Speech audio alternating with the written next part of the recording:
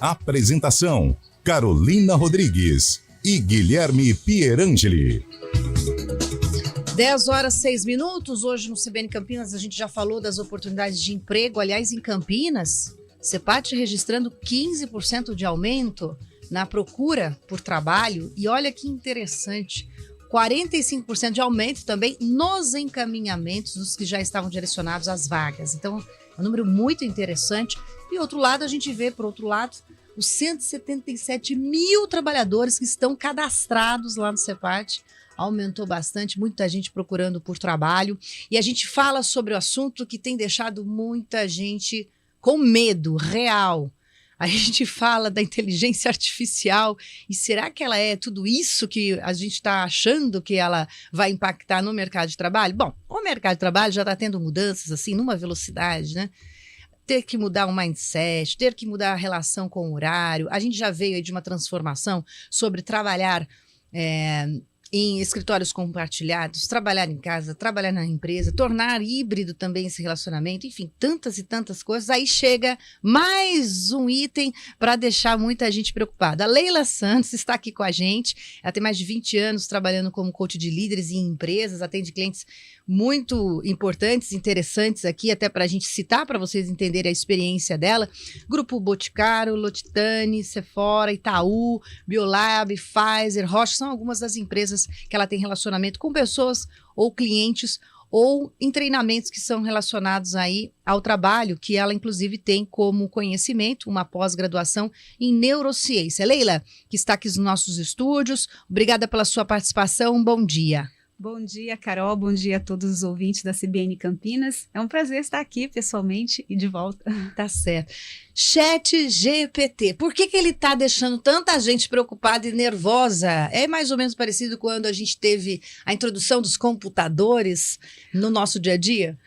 Olha, o ChatGPT ele é um exemplo de algo que marca um momento histórico da humanidade. Nós estamos sim vivendo um momento de inovação, uma onda de inovação que, segundo alguns executivos aí de grandes empresas como Apple, Google, falam que esse realmente é um dos maiores movimentos da história.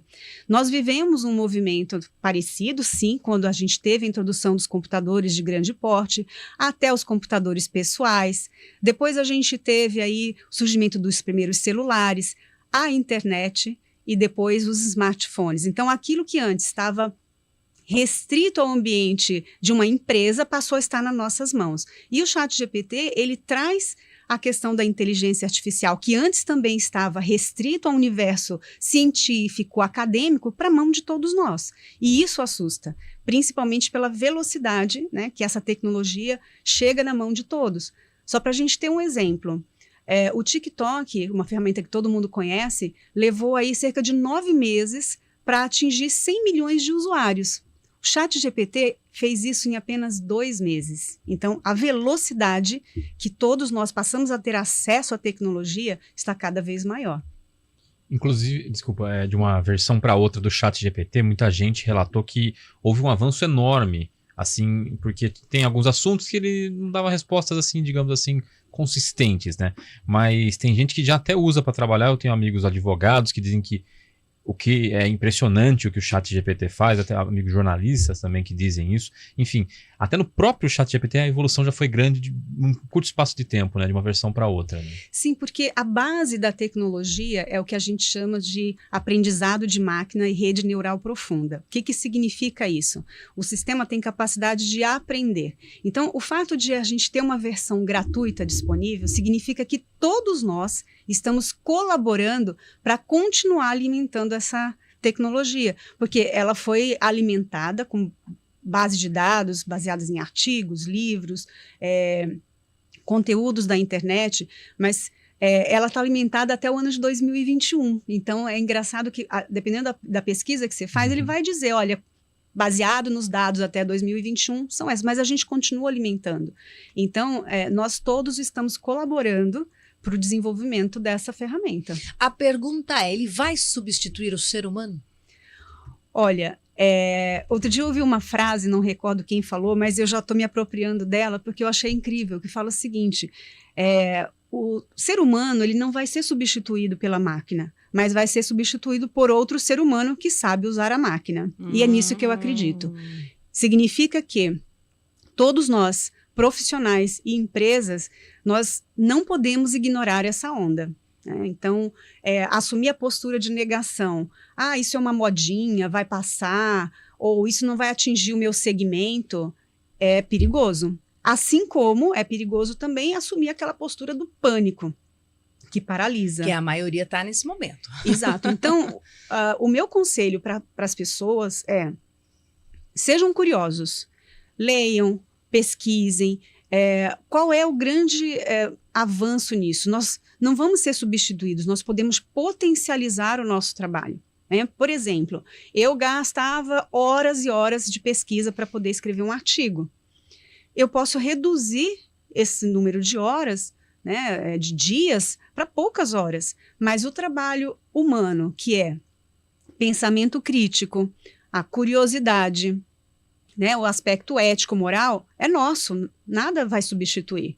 E é isso que a gente vai precisar ter mais tempo para aquilo que só depende da gente. Leila, inclusive a minha próxima pergunta vem nesta direção. Existem alguns trabalhos e profissões em que é a personalidade do indivíduo, do profissional, que faz a diferença no mesmo conteúdo que já é apresentado por outros. Então, você acredita que em algumas profissões eu possa fazer uso do ChatGPT ou de outras tecnologias da inteligência artificial, mas se eu não colocar esse olhar diferenciado, humano, e se eu não colocar um traço da minha personalidade, não será um diferencial e aí a gente também corre problemas? Olha, o autoral, né, o nosso diferencial é a nossa marca. Então, eu posso ser um advogado que utiliza, faz pesquisa, mas é a minha própria característica de distinguir o certo do errado, de dar realmente alinhar ali o meu propósito, eu quero trabalhar com esse tipo de assunto, ou, por exemplo, eu sou um jornalista, eu vou poder acelerar aquele trabalho que antes me toma tempo para o operacional, para dedicar mais tempo para o estratégico, para o autoral, para personalização, digamos assim. Então, basicamente, dá para dizer o seguinte, que você está dizendo que as pessoas que souberem lidar melhor com essa tecnologia vão se dar bem. Então, tem tanto a parte de saber, por exemplo, o próprio ChatGPT, você tem que saber o que escrever, Sim. Saber exatamente a melhor forma de perguntar para ele alguma coisa para ele te dar a resposta que você quer, e também depois analisar se aquela resposta faz sentido dentro do seu âmbito profissional. Né? Então, é mais ou menos esse sentido. As pessoas ainda farão a diferença por saber utilizar melhor ou não a ferramenta e as informações, né? Exato. Inclusive, agora no início de maio, o Fórum Econômico Mundial liberou o relatório que fala do futuro do emprego, futuro do trabalho. E diz o seguinte, que em torno de 6 em cada 10 trabalhadores vão precisar de capacitação ou reciclagem para esse novo cenário. Vão aparecer muitas novas profissões, principalmente ligadas à área de tecnologia, então muita demanda. Significa que eu, enquanto estou trabalhando, eu preciso estar atento a esse movimento, e me capacitar. Então, se eu sou advogado, o que eu preciso aprender da tecnologia para ser mais eficiente? Por quê? Daqui a pouco, os anúncios vão dizer lá, olha, eu preciso de alguém que tenha experiência, né, com inteligência artificial. Se eu estiver preparado, eu posso me candidatar para essa vaga. Por outro lado, existe aí uma grande oportunidade, tanto para os governos como para as empresas, em cuidar de capacitar as pessoas. Novos cursos na área técnica, cursos profissionalizantes, reciclagem. Né? Agora, nesse mesmo relatório, ele diz que uma das características, né, fora esses treinamentos mais técnicos, uma das habilidades que precisará ser treinada é o pensamento criativo e o pensamento crítico. É aí que entra uma questão que vem sendo discutida há muitos anos na educação e na política para a educação no Brasil, sobre ensinarmos nossas crianças a ter senso crítico e a interpretar textos, porque muitos leem, escrevem e não entendem o que estão fazendo, Leila. Você acha que acelerando essa relação com os computadores e outros dispositivos, nós também corremos o risco de aumentar esta falta de entendimento? O risco existe se os profissionais da educação também não se adequarem a isso.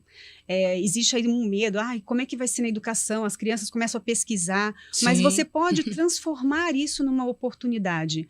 Eu li um artigo de uma professora outro dia que eu achei incrível, ela dizia o seguinte: eu não posso ter medo disso, mas eu preciso conhecer o que essa ferramenta pode agregar para o meu trabalho. Por exemplo, posso pedir para os alunos fazerem uma pesquisa sobre diferentes contos, algo sobre folclore, pedir para eles discutirem a diferença entre a pergunta. E aí ela até cita, né, uma frase do Einstein que diz o seguinte, né, que não são as respostas que movem o mundo, mas sim as perguntas. Então ela disse que os professores precisam estimular essa capacidade de curiosidade intelectual, ela diz, né, de fazer perguntas. Então, a educação, os cursos profissionalizantes têm a obrigação de desenvolver isso nos nossos jovens e crianças, com certeza. É o desafio cada vez maior. Para quem ligou o rádio agora, para quem entrou no YouTube agora, a gente está conversando com a Leila Santos a respeito da inteligência artificial e como ela está impactando na nossa vida e o medo que dá de pensar que o computador vai fazer por nós, né? Ela está desmistificando esse medo, dizendo que a gente tem que ser curioso, já começar a pesquisar, a ler, que pode ser requisito de algumas vagas de trabalho. Agora tem uma participação aqui no WhatsApp da CBN que eu achei interessante e curioso a gente falar, da Adileuza. A Adileuza escreveu o seguinte, né? Os chats das empresas, ou chat, né, como o pessoal também fala, não resolvem nada. É perca de tempo, dá uma raiva quando não tem a opção do atendente. Ela está falando dessa tecnologia que hoje é a única forma de a gente conversar com a maioria das empresas. Você entra lá no site, é só por aquele chatzinho. E realmente, como é um robô, Leila, você já deve ter passado por isso. É muito frustrante, porque se você tem uma questão ou um problema com a empresa que foge ao padrão da maioria, você não consegue ser atendido, né? Exato. É que esse sistema chama chatbot, né? E ele é pré-programado. Então, alguém vai lá e pré-programa. Se você pergunta algo fora daquilo, ele não te dá resposta. Eu sempre fico nessa situação. É um terror. Não sei se é porque a gente é jornalista. Eu evito usar, porque eu vejo que não vai dar em nada, procuro outros canais. Eu concordo com a Adileuza aí, esses chat precisam aí serem aperfeiçoados, talvez com o chat GPT, utilizando essa tecnologia ali, talvez melhore, aí talvez ele renda mais frutos, digamos assim. Né? Mas é então diferente do GPT, então. Sim, porque esses chatbots que a gente está acostumado, eles são pré-programados, então eles têm lá um script fechado, que pode ser alimentado, dependendo da empresa, se ela vai analisando isso, mas ele não tem, né, as tecnologias de inteligência artificial. Mas deve evoluir para isso, porque essa área de atendimento é uma das áreas que vai ser bastante impactada por isso. A gente já trouxe aqui também o Luciano Itamar, que é da frente de tecnologia e informando que até 2025 mais de 700 mil vagas estão e ficarão abertas para profissionais e não estão conseguindo ocupar essas vagas porque as pessoas não têm conhecimento sobre tecnologia da informação, por exemplo. Então são áreas que estão realmente no momento, não dá para ignorar. Agora, Leila, vamos fazer uma fofoquinha aqui. Tem muito executivo de alto padrão que também está com dificuldade? Porque, assim, a gente vê que você tem bastante experiência e atende todo tipo de público, porque, assim, às vezes nós nos desvalorizamos, né? Achando que eu sou simples, não tenho formação, eu tenho um cargo, uma função menor, quem sou eu diante do mercado de trabalho? Mas os executivos, quem tem cargos de chefia, de alto escalão, também tem dificuldades? Como que você tem sentido isso? Sim, ainda existe, eu falo que é uma ignorância digital, né? Esse termo não é mais adequado, mas tem pessoas que ainda são resistentes por entenderem que, não preciso disso, né? Isso não me afeta.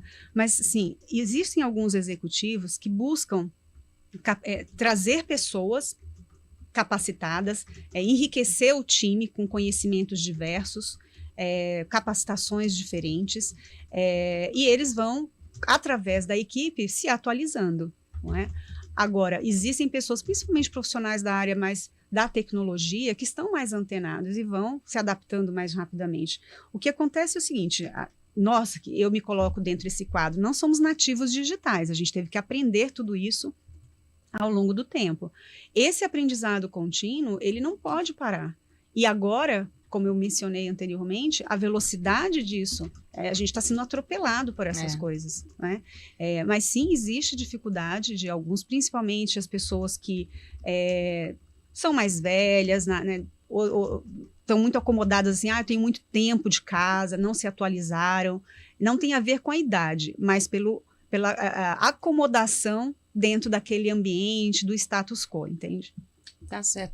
Então, essa informação é para deixar todo mundo mais tranquilo, sem ansiedade, sem ficar angustiado. Essas mudanças estão chegando para todos nós e nós vamos superar isso com certeza. Leila, quero te agradecer pelo bate-papo, muito informativo e produtivo para nós aqui. Eu que agradeço. Um abraço, Obrigado. até a próxima. Até. CBN Campinas. Oferecimento Recap, Sindicato dos Postos de Combustíveis. Quem escolhe a Unicred